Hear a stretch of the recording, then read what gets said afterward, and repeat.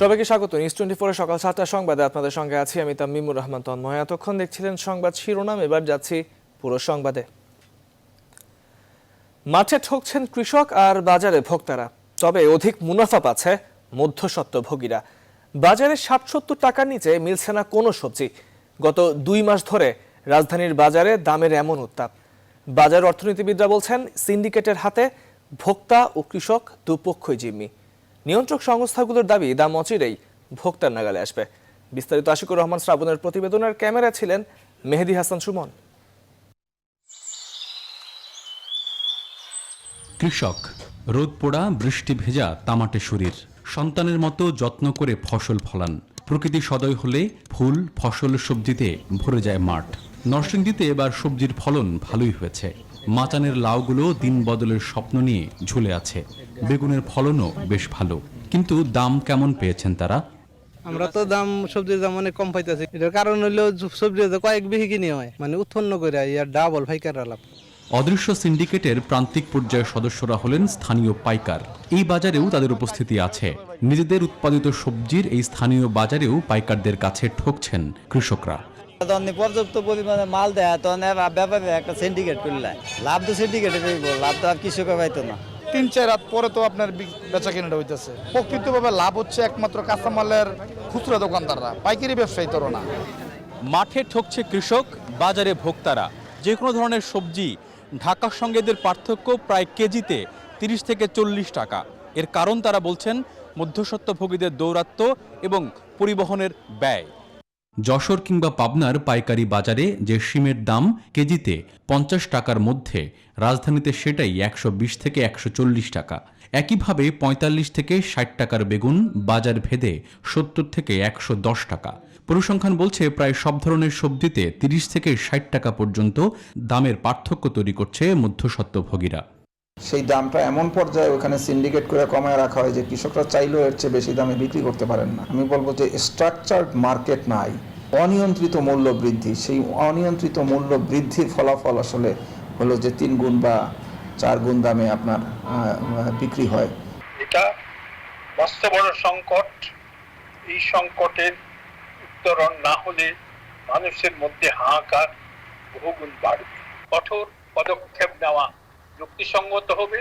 রাজধানীর বেশ কয়েকটি বাজার ঘুরে দেখা যায় এলাকা ভেদে ঢাকার মধ্যে দামের বেশ ওঠানামা। কারওয়ান বাজারের সবজির সাথে হাতিরপুল, মিরপুর আর গুলশানের বাজারের দামের পার্থক্য কেজিতে 40 থেকে 50 টাকা পর্যন্ত। অর্থাৎ এখানেও অদৃশ্য সিন্ডিকেটের সদস্যরা সক্রিয় আর ভোক্তারা কোণঠাসা। সবজি সবগুলো 70-80 টাকার নিচে সবজি পাওয়া যায় না এখন। খুবই সমস্যা, খুব যে সমস্যার কথা বলে বোঝানো যাবে না। নিয়ন্ত্রণের কোনো ব্যবস্থা নেই। এই বাস্তবতায় জাতীয় ভোক্তা অধিকার সংরক্ষণ অধিদপ্তরের মহাপরিচালক বলছেন, গুটিকতক অসাধু ব্যবসায়ী এই কৃত্রিম সংকটের কারণ। এই দেশের অধিকাংশ ব্যবসায়ী ভালো, গুটিকতক ব্যবসায়ী খারাপ। আমার কথা, এই গুটিকতক খারাপ লোকদের জন্য আমাদের কোনো অনুকম্পা কখনোই ছিল না, কখনোই থাকবে না, ভবিষ্যতেও থাকবে না। তবে সবকিছুর পরও ভোক্তারা মনে করছেন, তাদের স্বার্থ সংরক্ষণে অদৃশ্য সিন্ডিকেটকে ভেঙে দিতে সরকারের আরও কঠোর হওয়া উচিত।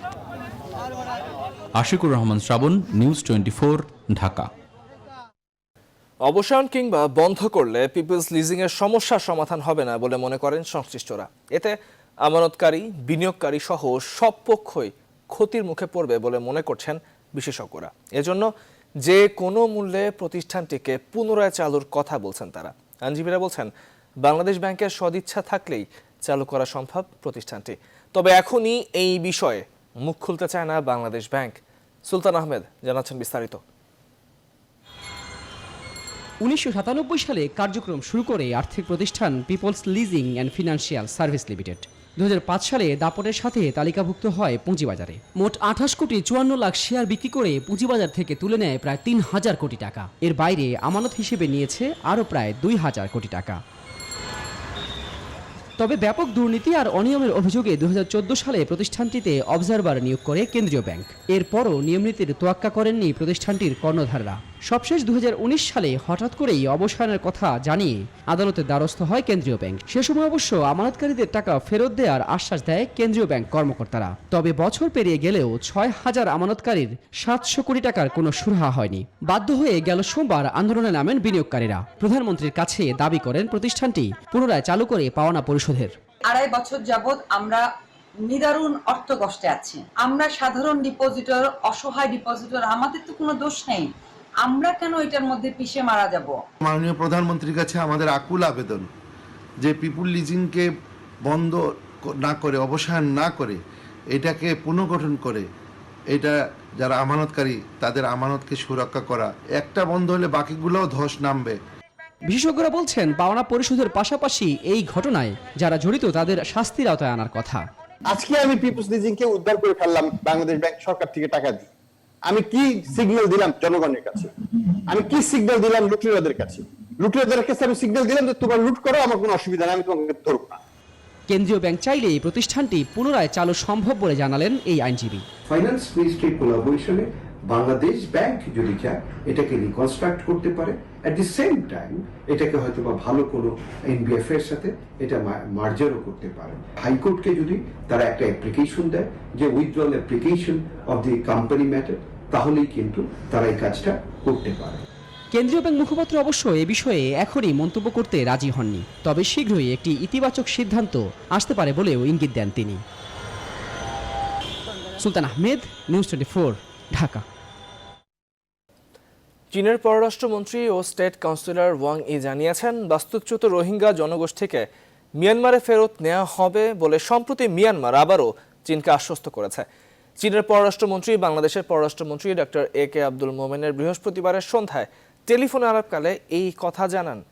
শুক্রবার পররাষ্ট্র মন্ত্রণালয় এক বিবৃতিতে এই তথ্য জানায়। চীনা পররাষ্ট্রমন্ত্রী ওয়াং ই বলেন, চীন রোহিঙ্গা বিষয়ে মিয়ানমারের সঙ্গে বিভিন্ন পর্যায়ে প্রতিনিয়ত যোগাযোগ রক্ষা করে চলেছে। করোনা পরিস্থিতির উন্নতি হলে রোহিঙ্গাদের যাতে ফেরত নেওয়া যায় সে লক্ষ্যে মিয়ানমার কাজ করবে বলে চীনকে তারা জানিয়েছে।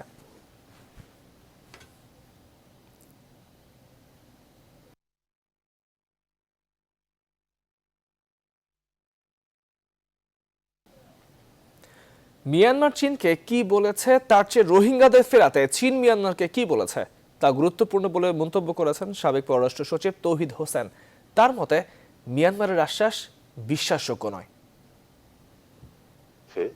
সেটা হলো এখানে গুরুত্বপূর্ণ। চীন আমাদের পররাষ্ট্রমন্ত্রীকে জানিয়েছে যে মিয়ানমার এই কথা বলেছে, কিন্তু আমি বেশি আগ্রহী জানতে যে চীন মিয়ানমারকে কি বলেছে এবং কতটুকু চাপ দিয়েছে। কারণ মিয়ানমার এ ধরনের কথাবার্তা বলেই যাচ্ছে সবসময়, গত 2-3 বছর যাবতই বলছে। তারা তো সবসময় বলছে যে তারা তাদের যে লোক যারা তাদেরকে তারা ফেরত নেবে, কিন্তু ফেরত নেওয়া তো কোনো ধরনের কোনো পরিবেশ তারা সৃষ্টি করেনি। আজ মহা অষ্টমী। এর আগে শুক্রবার সকালে সপ্তমী বিহিত পূজা শেষে দেবী দুর্গার চরণে অঞ্জলি দেন ভক্তরা। তবে করোনা মহামারীর কারণে মণ্ডপে না গিয়ে পূজা উদযাপন কমিটির নির্দেশনায় সরাসরি সম্প্রচার দেখে ঘর থেকেই অঞ্জলি দিয়েছেন বেশিরভাগ সনাতন ধর্মাবলম্বীরা। অঞ্জলি দেওয়া শেষে করোনা মোকাবেলা আর বিশ্ব শান্তি কামনায় শুক্রবার দুপুর 12টায় বিশেষ প্রার্থনা করা হয় মন্দিরে মন্দিরে। মারফা রহমানের প্রতিবেদনে বিস্তারিত।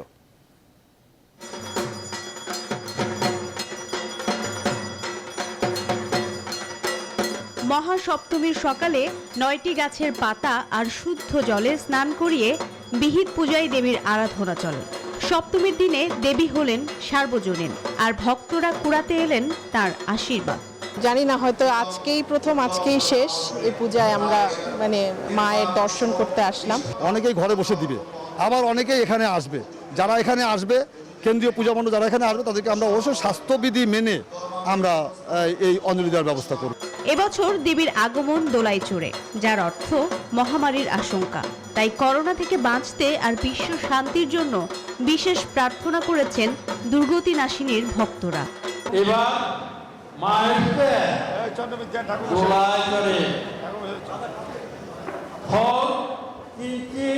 অশুভ যা আমরা প্রত্যক্ষভাবে লক্ষ্য করছি, মায়ের কাছে কায়মনোবাক্যে আমাদের প্রার্থনা, মা যেন সকল অশুভ শক্তি বিনাশ করেন। এবছর উৎসব না হলেও ভক্তরা সারা বিশ্বের মতোই তা মেনে নিয়ে দিয়েছেন মনের অঞ্জলি।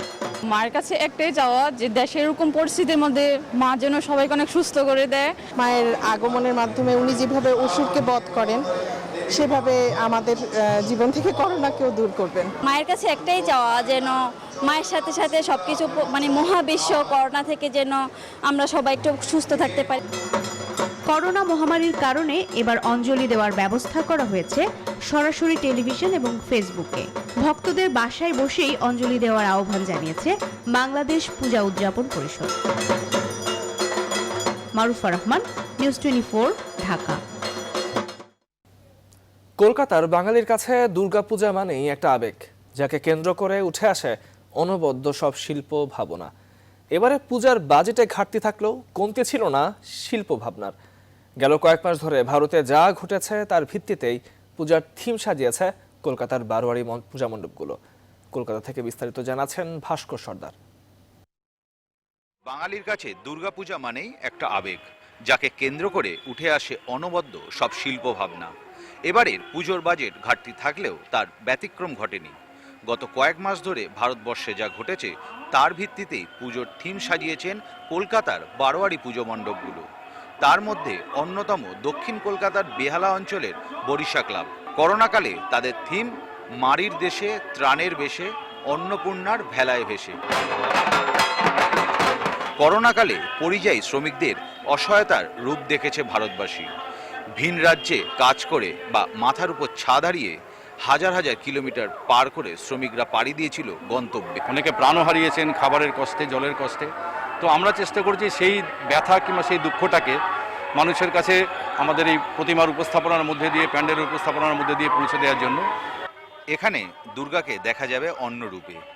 দেবী এখানে মহিষাসুর মর্দিনী রূপে নয়, তাই দেবীর হাতে কোনো অস্ত্র নেই। দেবী এখানে এক পরিযায়ী শ্রমিকের বেশে, যে খিদের জ্বালায় সন্তান কোলে নিয়ে ত্রাণের আশায় ঘুরছে দৌড়ে দৌড়ে। পুজোর উদ্যোক্তারা জানাচ্ছেন এবারে তাদের বাজেট বেশি নয়, তাই বাঁশ এবং চট দিয়ে ফুটিয়ে তোলা হয়েছে এই অভিনব চিন্তা ভাবনা। এই যে দক্ষিণ কলকাতার বরিশা ক্লাবের এবারের যে থিম, সেটাই বোঝা গেল যে ত্রাণ এবং পায়ে হেঁটে কষ্ট করে যে পরিযায়ী শ্রমিকরা পশ্চিমবঙ্গের দিকে এসেছিল, সেই চিত্রকেই, সেই ভাবনাকেই তুলে ধরেছে এখানকার শিল্পী রিন্টু দাস। ক্যামেরায় সাকিল আবদিনের সাথে ভাস্কর সর্দার, নিউজ 24, কলকাতা। এবারে মার্কিন নির্বাচন প্রসঙ্গ।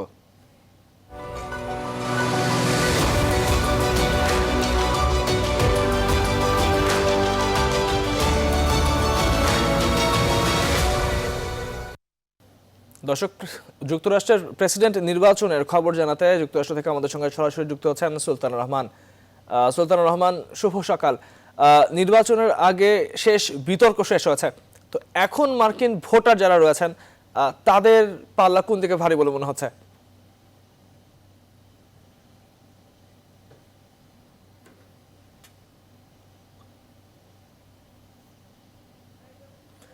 সুলতানুর রহমান, আপনি আমাকে শুনতে পাচ্ছেন?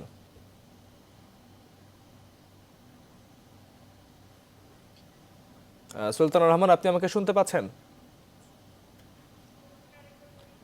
সুলতানুর রহমান, আপনার কাছে জানতে চাই, নির্বাচনের আগে বিতর্ক শেষ হয়েছে, সেই বিতর্কের পরে মার্কিন ভোটাররা কি বলছে?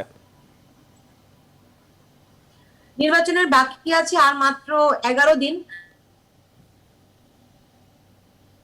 দিয়ে ফেলেছে 53.55 মিলিয়ন মানুষ এর মধ্যে ভোট দিয়ে ফেলেছেন। ফলে বুঝতেই পেরেছেন বিপুল সংখ্যক মানুষ ভোট দিচ্ছে এবং ভোট দেওয়ার ক্ষেত্রে এবার আমেরিকাতে এরই মধ্যে রেকর্ড হয়ে গেছে এবং এই রেকর্ডের প্রতিদিনই আসলে বাড়তেই থাকবে।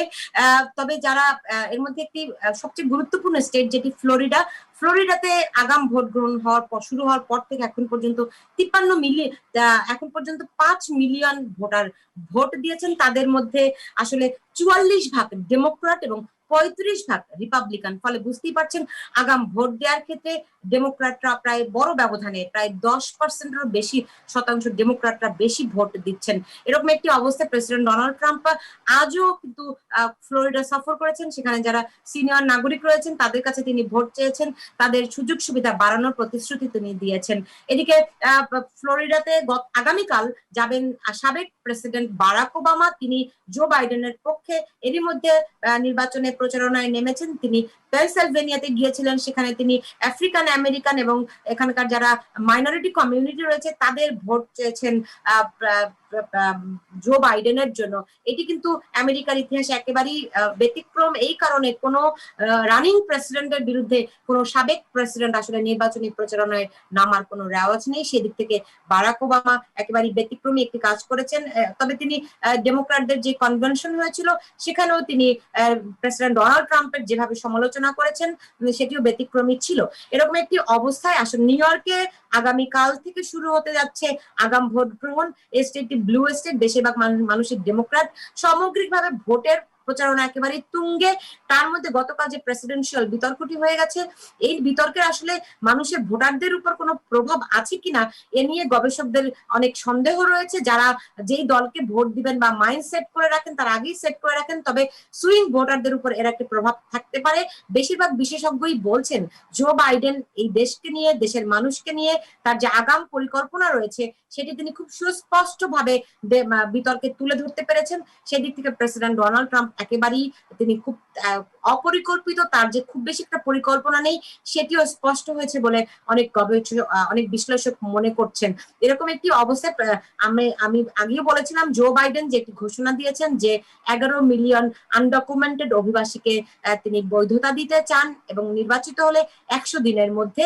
এই প্রচারণাটি অনেক অভিবাসীর মধ্যে সাড়া জাগিয়েছে, আশা জাগিয়েছে, কারণ এই দেশে অনেক আনডকুমেন্টেড মানুষ রয়েছে, এমনকি শিশুকাল থেকে এখানে বেড়ে উঠেও তারা আনডকুমেন্টেড রয়েছে। ফলে তাদের জন্য একটি বড় সুযোগ বলে তারা মনে করছেন।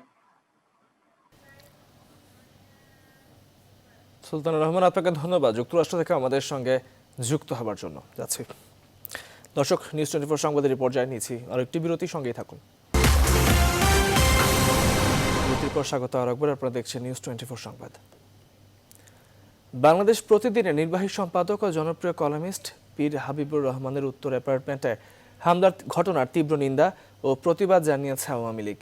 শুক্রবার দুপুরে ধানমন্ডিতে আওয়ামী লীগ সভানেত্রীর কার্যালয়ে দলের সাধারণ সম্পাদক এবং সড়ক পরিবহন ও সেতুমন্ত্রী ওবায়দুল কাদের দলের পক্ষে এই প্রতিবাদ জানান। তিনি বলেন, সামাজিক যোগাযোগ মাধ্যমে অপপ্রচার থেকে সাংবাদিকরাও রেহাই পাচ্ছে না। মিথ্যা গুজব ছড়িয়ে সাংবাদিক পীর হাবিবুর রহমানের বাসায় বর্বরচিত হামলা করা হয়েছে। হামলায় জড়িতদের গ্রেপ্তারের ব্যাপারে স্বরাষ্ট্রমন্ত্রীর সঙ্গে কথা হয়েছে বলে জানান ওবায়দুল কাদের। তদন্ত সাপেক্ষে এই ব্যাপারে ব্যবস্থা নেওয়ার কথা জানিয়েছে স্বরাষ্ট্রমন্ত্রী। পীর হাবিবের বাসা যে হামলা হয়েছে, সন্ত্রাসী হামলা, এ ব্যাপারে আমি মাননীয় স্বরাষ্ট্রমন্ত্রীর সঙ্গে গতকালও কথা বলেছি। তিনি আমাকে বলছেন যে বিষয়টি আমাদের নলেজে আছে এবং আমরা আমাদের সংশ্লিষ্ট তদন্ত দল এখানে সঠিক তদন্ত করে তদন্তে যা আসবে সেই হিসাবে আমরা ব্যবস্থা নেব। দ্রব্যমূল্যের ঊর্ধ্বগতির ও ধর্ষণের প্রতিবাদে সমাবেশ পরবর্তী মিছিল করেছে ইসলামী আন্দোলন বাংলাদেশ। শুক্রবার জুমার নামাজ শেষে বায়তুল মোকাররমের উত্তর গেটে সমাবেশ থেকে দলের নেতারা বলেন, দ্রব্যমূল্য নিয়ন্ত্রণে সরকার পুরোপুরি ব্যর্থ হয়েছে। এ সময় ধর্ষকদের সর্বোচ্চ শাস্তি মৃত্যুদণ্ড কার্যকরের দাবি জানান তারা। পরে ইসলামী আন্দোলনের নেতাকর্মীরা মিছিল নিয়ে বায়তুল মোকাররম থেকে নাইটাঙ্গেল মোড়ের দিকে যেতে চাইলে তাদের ব্যারিকেড দিয়ে বাধা দেয় পুলিশ।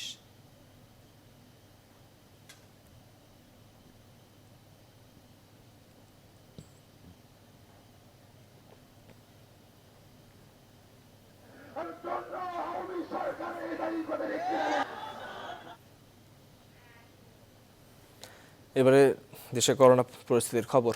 24 ঘন্টায় করোনা ভাইরাসে আক্রান্ত হয়ে দেশে আরো 14 জন মারা গেছে। নতুন করে 1586 জনের করোনা শনাক্ত হয়েছে। শুক্রবার স্বাস্থ্য অধিদপ্তর থেকে পাঠানো সংবাদ বিজ্ঞপ্তিতে এই তথ্য জানানো হয়। এই নিয়ে দেশে মোট 5761 জন করোনা ভাইরাসের সংক্রমিত হয়ে মারা গেছেন। মোট আক্রান্তের সংখ্যা দাঁড়ালো 3,96,413 জনে।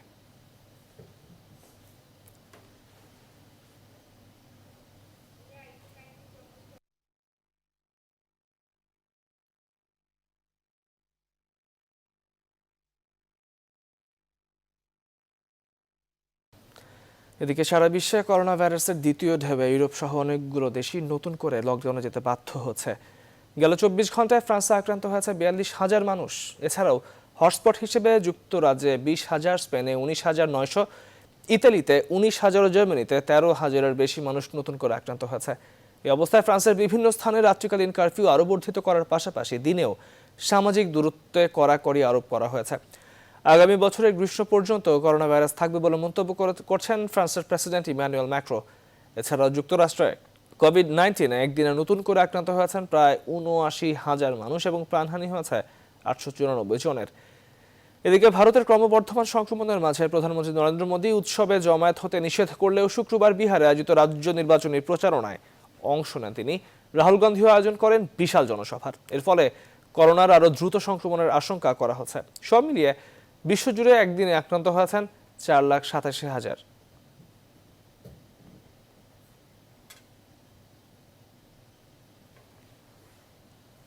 করোনার দ্বিতীয় ঢেউ থেকে রক্ষা পেতে হলে মাস্ক ব্যবহার বাধ্যতামূলক করা এবং জেলা হাসপাতালগুলোতে আইসিইউ নিশ্চিত করতে প্রধানমন্ত্রীর নির্দেশনার পূর্ণ বাস্তবায়ন চান চিকিৎসক বিশেষজ্ঞরা।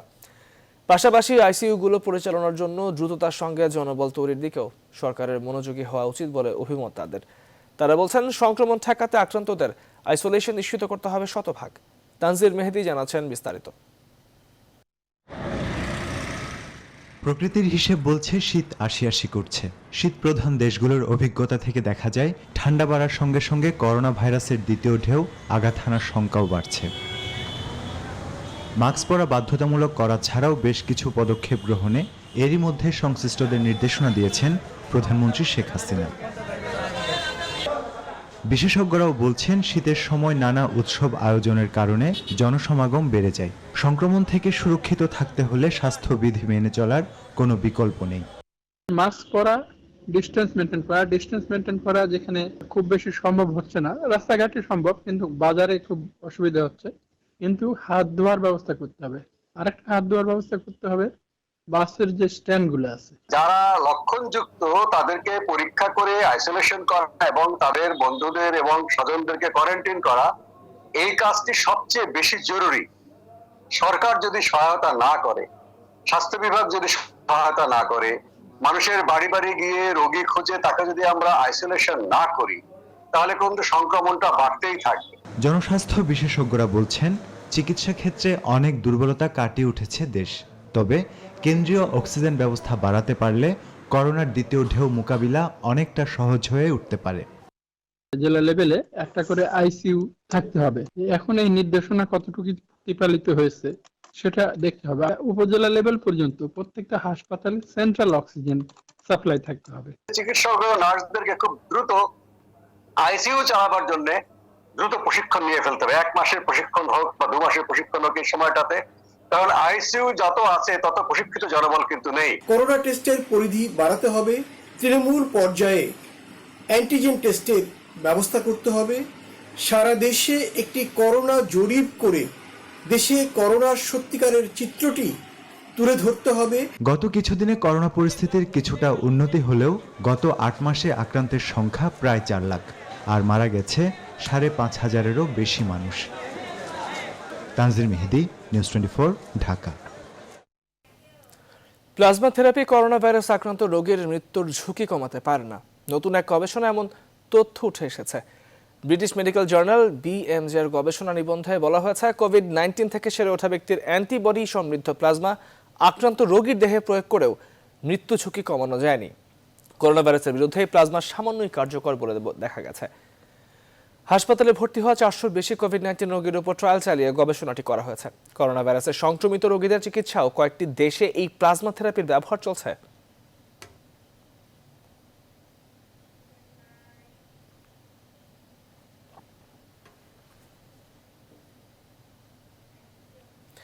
মার্কিন হাসপাতালগুলোতে করোনা রোগীদের চিকিৎসার প্রথম ওষুধ হিসেবে রেমডেসিভিরকে পূর্ণ অনুমোদন দিয়েছে যুক্তরাষ্ট্র। এর পাশাপাশি করোনা ভ্যাকসিনের ক্লিনিক্যাল ট্রায়ালে কিশোরদের যুক্ত করেছে মার্কিন কোম্পানি ফাইজার। আর তৃতীয় ধাপের পরীক্ষার অনুমতি পেল ভারতের কোভ্যাক্সিন। নিবিড় আমিনের ডেস্ক রিপোর্ট। করোনা রোগীদের শরীরে তেমন কোনো প্রভাবই ফেলতে পারে না রেমডেসিভির, সম্প্রতি এমনটাই জানিয়েছিল বিশ্ব স্বাস্থ্য সংস্থা। কিন্তু WHO-র বক্তব্যের তোয়াক্কা না করেই হাসপাতালগুলোতে করোনা রোগীর জন্য রেমডেসিভিরকে প্রথম ওষুধ হিসেবে স্বীকৃতি দিল যুক্তরাষ্ট্রের খাদ্য ও ঔষধ প্রশাসন। একই দিনে ভ্যাকসিন পরীক্ষায় কিশোরদের অন্তর্ভুক্ত করার সিদ্ধান্ত নিয়েছে মার্কিন ওষুধ নির্মাতা কোম্পানি ফাইজার। টানা কয়েক মাস প্রাপ্তবয়স্কদের উপর পরীক্ষা চালানোর পর কমপক্ষে ৩,০০০ কিশোর কিশোরীদের এই ট্রায়ালে যুক্ত করা হবে। এদিকে তৃতীয় ধাপে ট্রায়ালের অনুমতি পেয়েছে ভারতের তৈরি করোনা টিকা Covaxin. Drugs controller general of India জানিয়েছে আগামী মাস থেকে শুরু হবে এ ট্রায়াল। তবে করোনা রোগীদের ওপর প্লাজমা প্রয়োগে উল্লেখযোগ্য কোনো পরিবর্তন আসে না বলে জানিয়েছে ভারত। প্লাজমা পদ্ধতিতে করোনা রোগীকে মুমূর্ষ অবস্থা বা মৃত্যু থেকে বাঁচানো যায় না বলেই দেখা গেছে দেশটির সাম্প্রতিক এক গবেষণায়। নিবির আমিন, নিউজ 24। সংবাদের পর্যায়ে নিচ্ছে আরো একটি বিরতি, সঙ্গেই থাকুন। বিরতির পর স্বাগত আরো একবার দেখছেন নিউজ 24-এর সকাল 7টার সংবাদ।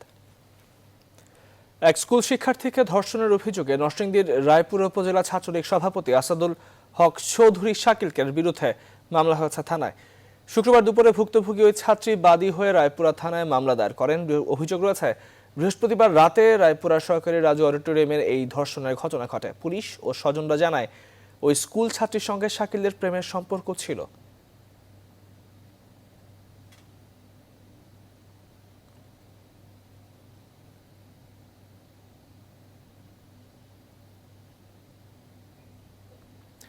সাত মাসে বিরতি ভেঙে খুলল সংস্কৃতি চর্চার সূতিকাগার বাংলাদেশ শিল্পকলা একাডেমি।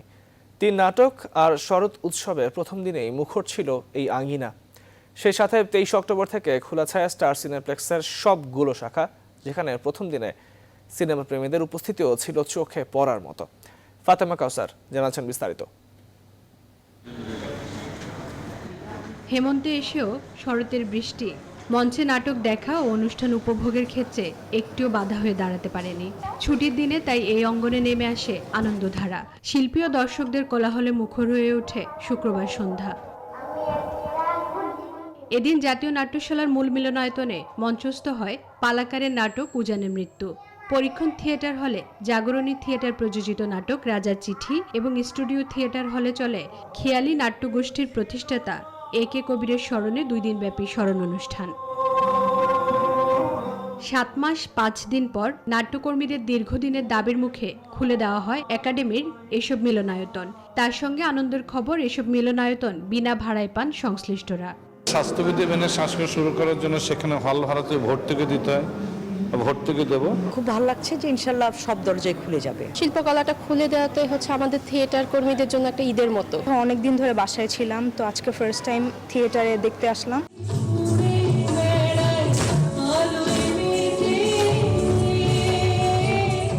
বিকেলে নাচ, গান, আবৃত্তি সহ নানা আয়োজনে একাডেমির সঙ্গীত ও নৃত্যকলা কেন্দ্র মিলনায়তনে শরৎ উৎসবের আয়োজন করে সত্যেন সেন শিল্পী গোষ্ঠী। 7 মাস পর 49 বাতাস সিনেমা দিয়ে খোলে বসুন্ধরা সিটি স্টার সিনেপ্লেক্স। প্রথম দিনে সেখানে দর্শকদের উপস্থিতি ছিল চোখে পড়ার মতো। ফাতেমা কাউসার, নিউজ 24, ঢাকা। শেরপুরের শিবরদী উপজেলা আওয়ামী লীগ নেতা আহসান হাবিবের স্ত্রী নির্যাতনের শিকার শিশু গৃহকর্মী সাদিয়া মারা গেছে। নির্যাতনে গুরুতর আহত হয়ে ময়মনসিংহ মেডিকেল কলেজ হাসপাতালে চিকিৎসাধীন ছিল সাদিয়া। শুক্রবার সন্ধ্যায় মৃত্যু হয় তার। সাদিয়াকে নির্যাতনের মামলায় আহসান হাবিবের স্ত্রী রুমানা জামান পুলিশ হেফাজতে রয়েছেন। শিবরদী থানার পুলিশ জানিয়েছে, ময়নাতদন্ত শেষে লাশ উপজেলায় আসার পর মামলার পরবর্তী আইনি কার্যক্রম শুরু হবে। এর আগে 26 সেপ্টেম্বর রাতে 999 নম্বরে ফোন পেয়ে সাদিয়াকে গুরুতর অবস্থায় উদ্ধার করে পুলিশ। এ সময় আটক করা হয় গৃহকর্মী রুমানা জামানকে।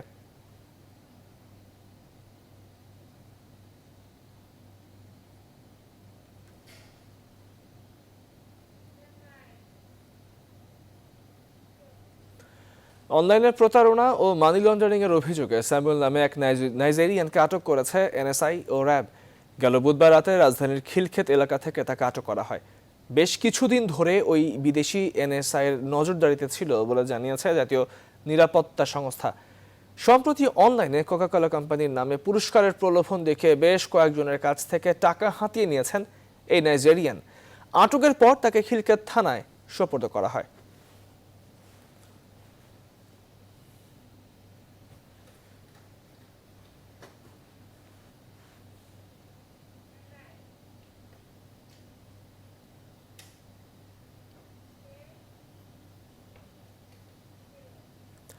রংপুরের পায়ুপথে বাতাস ঢুকে নির্যাতনের ঘটনায় লাইফ সাপোর্টে থাকা বৃদ্ধ মহিরুদ্দিন মারা গেছেন। শুক্রবার সকালে রংপুর মেডিকেল কলেজ হাসপাতালে চিকিৎসাধীন অবস্থায় তিনি মারা যান। স্থানীয়রা জানান, মাহিগঞ্জ এলাকায় একটি ফিড কারখানায় কাজ করতেন মহিরুদ্দিন। বুধবার বিকেলে ফিড মিলের মেশিন পরিষ্কার করার হাওয়া মেশিন দিয়ে রশিদুলের সঙ্গে তার কথা কাটাকাটি হয়। এক পর্যায়ে রশিদুল মেশিনের বাতাস বের হওয়ার পাইপ মহিউদ্দিনের পায়ুপথে ঢুকিয়ে দেয়।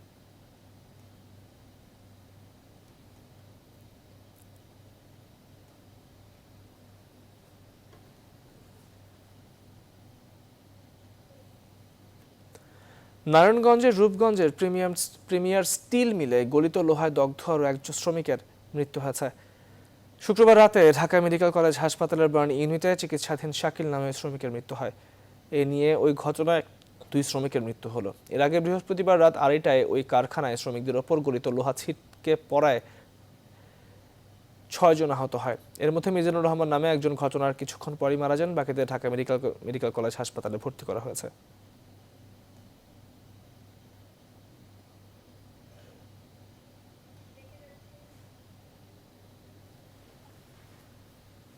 সংবাদের পর্যায়ে নিচ্ছে আরো একটি বিরতি, সঙ্গেই থাকুন।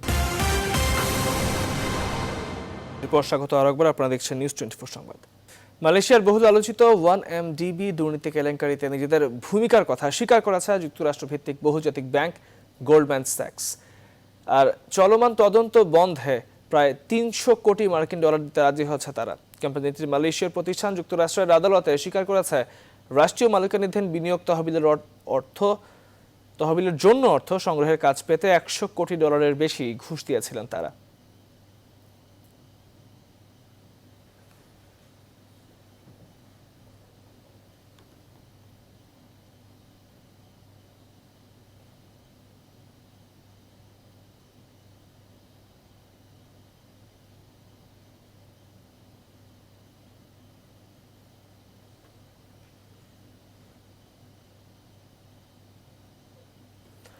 চীন থেকে উড়ে আসা হলুদ ধুলো থেকে ছড়াতে পারে করোনা, এমন আশঙ্কায় নিজ দেশের জনগণকে সতর্ক করে দিয়েছে উত্তর কোরিয়া। উত্তর কোরিয়া সরকার চীনের হলুদ ধুলো নিয়ে সতর্ক বার্তা দেওয়ার পর রাজধানীর পিংইয়ং এর রাস্তাগুলো বৃহস্পতিবার মূলত জনশূন্য ছিল।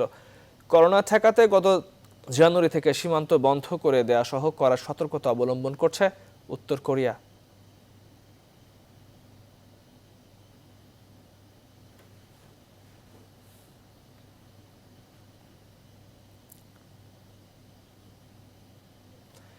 শিশু নির্যাতনের সাথে জড়িত থাকার দায়ে অস্ট্রেলিয়া জুড়ে অভিযান চালিয়ে 44 জন সন্দেহভাজনকে গ্রেপ্তার করেছে পুলিশ। এই অভিযানে 16 জন শিশু উদ্ধার হয়েছে বলে জানানো হয়েছে দেশটির ফেডারেল পুলিশের পক্ষ থেকে। তারা জানায়, অনলাইনে পোস্ট করা বিভিন্ন ছবি, ভিডিও 1 বছর তদন্ত করার পর এই সন্দেহভাজনদের আটক করা হয়। গ্রেপ্তারকৃত প্রত্যেকের বয়স 19 থেকে 57 বছরের মধ্যে বলে জানা গেছে।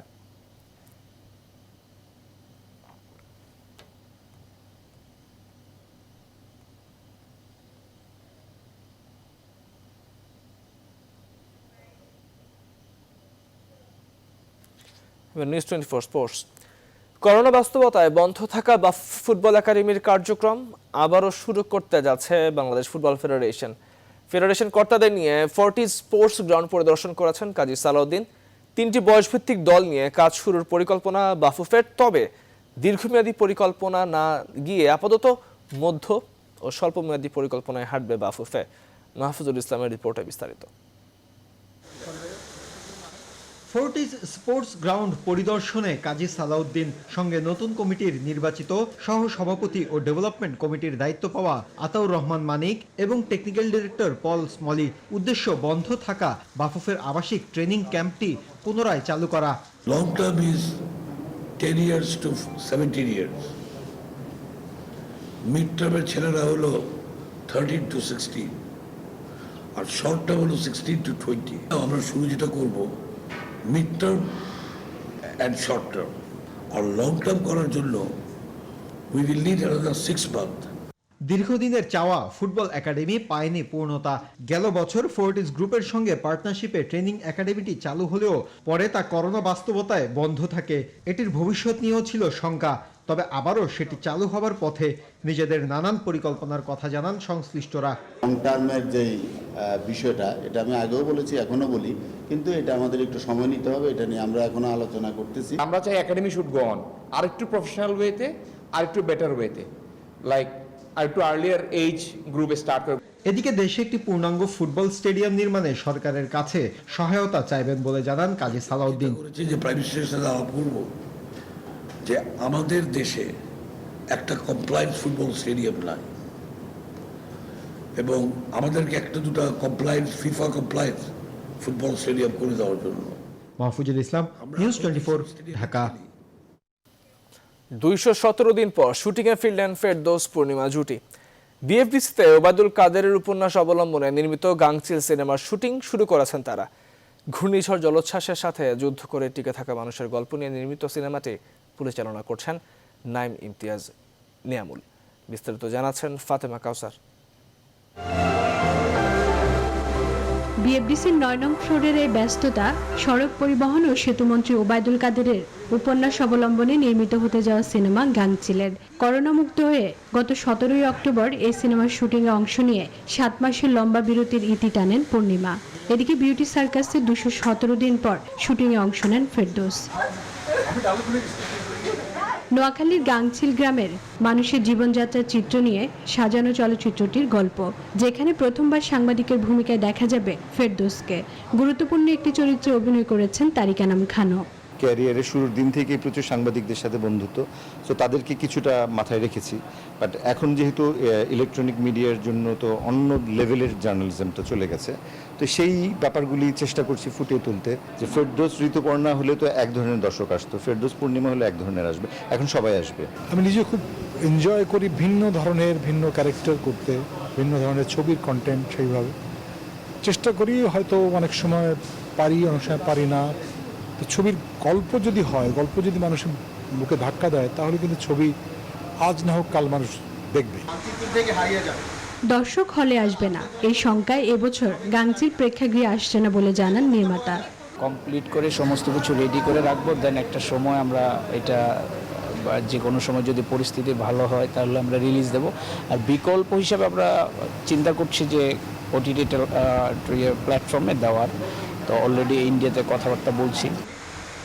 এই সিনেমার চিত্রনাট্য লিখেছেন মারুফ রেহমান ও প্রিয় চট্টোপাধ্যায়। অতিথি চরিত্রে কলকাতার অভিনেত্রী ঋতুপর্ণা সেনগুপ্ত থাকবেন গাংচিলে। ফাতেমা কাউসার, নিউজ 24, ঢাকা। দর্শক, শেষ করছি এখনকার নিউজ 24 সঙ্গে থাকবার জন্য এতক্ষণ ধন্যবাদ সবাইকে।